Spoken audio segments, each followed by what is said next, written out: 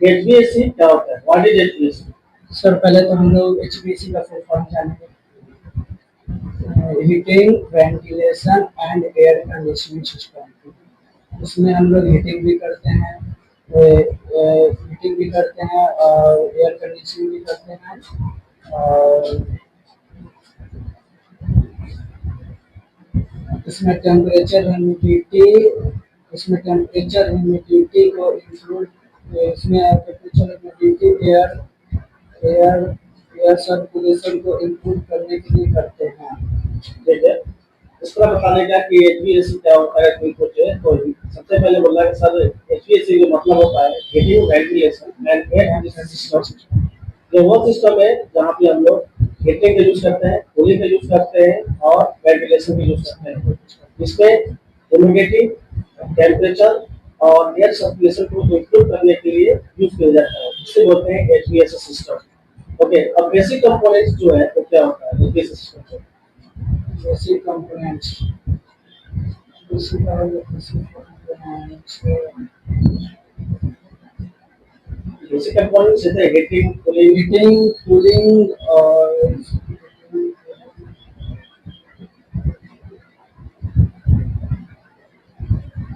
जैसे हीटिंग हो गया, कूलिंग हो गया, वेंटिलेशन हो गया, एएचयू हो गया, एचसी हो गया, एयर फिल्टर हो गया, थर्मोस्टेट हो गया, डक्ट वर्क हो गया। ये सब क्या है? बेसिक कंपोनेंट्स ऑफ एचवैक सिस्टम है। ठीक है, how many types of compressor?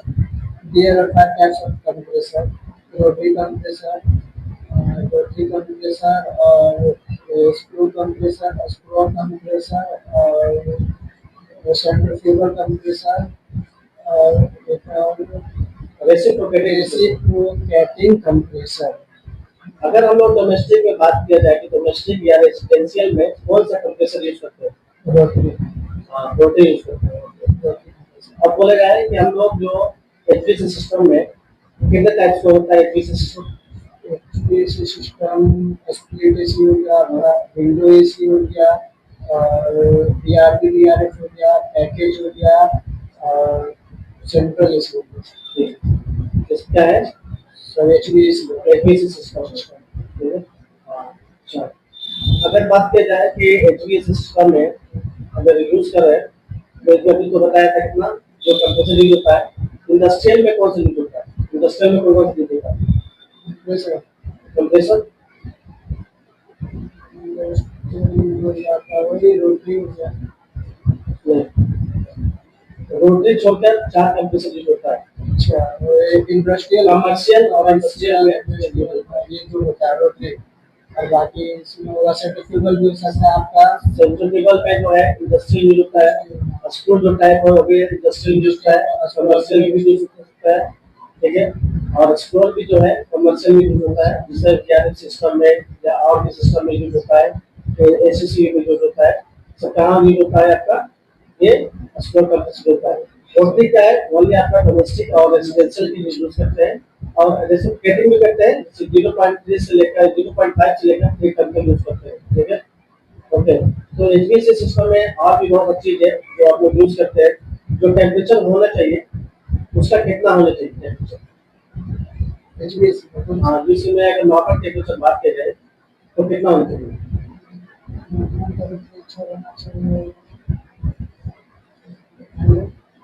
22 से लेकर 26 तक और 22 से लेकर 26 तक। ह्यूमिडिटी ह्यूमिडिटी हो गया 40 से 60%। 60% तक। अगर बात की जाए कि हमारा बॉडी का जो नॉर्मल टेम्परेचर होना चाहिए उस हिसाब से रिक्वायरमेंट जो होता है कि एसी का रिक्वायरमेंट चाहिए, हमारा बॉडी का टेम्परेचर कितना होता है?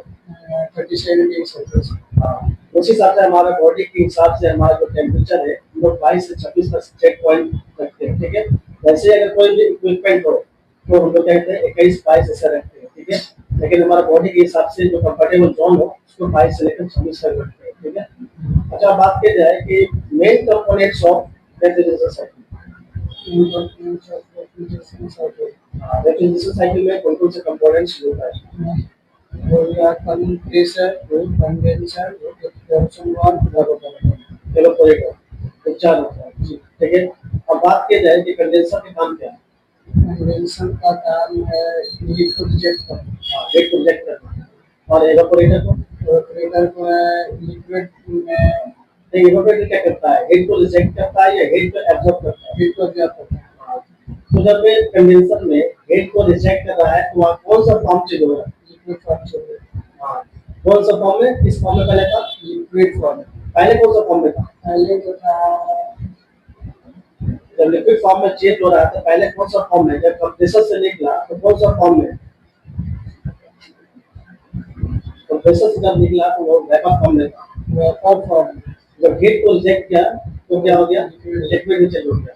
उसी तरह से अगर इवेपोरेटर में तो कौन सा फॉर्म चेंज करेगा, फिल्टर में तो वही लिक्विड चेंज करेगा ना। अभी तो लिक्विड ही चेंज कर रहा ना, हाँ। लेकिन इवेपोरेटर में क्या कर रहा है, कौन सा फॉर्म चेंज कर रहा है।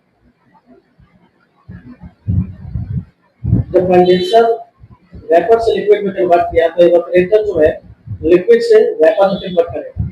अगर ये सपोज कन्वर्ट नहीं कर पाता है, कुछ लिक्विड रहता है तो क्या होता है, वो कंप्रेसर में जाकर कंप्रेसर को डैमेज कर सकता है। ठीक है, तो इसलिए क्या है कि कंप्रेसर डालने से पहले हम लोग रोटरी कंप्रेसर में एक एक्यूमुलेटर का यूज करते हैं। एक्यूमुलेटर जो क्या करता है कि लिक्विड जो है स्टोर कर लेता है, ताकि क्या है लिक्विड रेफ्रिजरेंट जो है कंप्रेसर में लगा है। अगर वो सपोज बाय द वे कभी बाय चांस चला गया तो कंप्रेसर को डैमेज कर सकता है, वो मैकेनिकली फॉल्ट हो सकता है। इसलिए हम लोग क्या करते हैं कि हम लोग वेपर से उसमें क्या होता है लिक्विड से वेपर में कन्वर्ट करके वहाँ भेजता है। ठीक है, वो लिक्विड को स्टोर कर लेता है एक्यूमुलेटर और जितना भी वेपर रेफ्रिजरेंट है वो चला जाता है। और लिक्विड को स्टोर करने के बाद गर्मी के हेड से यानी बाहर के हेड से या कंप्रेसर के हेड से वो क्या होता है फिर से वो वेपर में फॉर्म में चले जाता है जो लिक्विड स्टोर किया, उसके बाद फिर से सक्शन लाइन से कंप्रेसर में चला जाता है। ठीक है, अगर बात किया जाए कि कंप्रेसर लाइन रेफ्रिजरेशन साइकिल में कितने लाइन यूज किया जाता है, 3 लाइन। रेफ्रिजरेशन साइकिल में 3 लाइन। कौन सा लाइन है, सक्शन लाइन, डिस्चार्ज लाइन और liquid line. Liquid line. Suction line जो है कनेक्टेड कहाँ से कहाँ होता है, सक्शन लाइन हाँ suction line connected discharge line से। सक्शन लाइन कनेक्टेड होता है इवेपोरेटर और कंप्रेसर के बीच में, उसका यूज होता है आपका सक्शन लाइन। इवेपोरेटर और कंप्रेसर के बीच में, हाँ वो हमारा सक्शन लाइन यूज होता है। और डिस्चार्ज लाइन का यूज होता है, डिस्चार्ज लाइन का एक्सप्रेशन वाल्व के कंप्रेसर और कंडेंसर के बीच में डिस्चार्ज लाइन यूज होता है। कंप्रेसर और कंडेंसर के बीच में डिस्चार्ज। ठीक है, तो कहाँ यूज होता है डिस्चार्ज लाइन, कंप्रेसर और कंडेंसर के बीच में।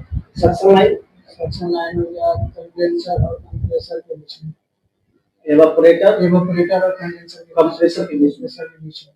ठीक है, तो फिर से बताइए कहाँ यूज होता है, कंप्रेसर और कंडेंसर के बीच में होता है डिस्चार्ज लाइन और कंडेंसर और इवेपोरेटर और इवेपोरेटर और कंप्रेसर के बीच में होता है सक्शन लाइन। Suction line. और लिक्विड लाइन का यूज होता है, लिक्विड लाइन यूज होता है उसके नीचे से एक्सप्रेशन वाल्व से और कंडेंसर के बीच जो होता है वो लाइन के लिए यूज करते हैं हम लोग, उसको बोलते हैं लिक्विड लाइन। ठीक है, सुनना गया जी। हाँ, कंप्रेसर और कंडेंसर के बीच में यूज करते हैं वो होता है डिस्चार्ज लाइन। लेकिन ना कंडेंसर और एक्सप्रेशन वाल्व के बीच जो होता है उसको बोलते हैं लिक्विड लाइन। उसके बाद जो कंप्रेसर और इसका इवेपोरेटर के बीच में होता है उसको बोलते हैं सक्शन लाइन। इसमें 3 लाइन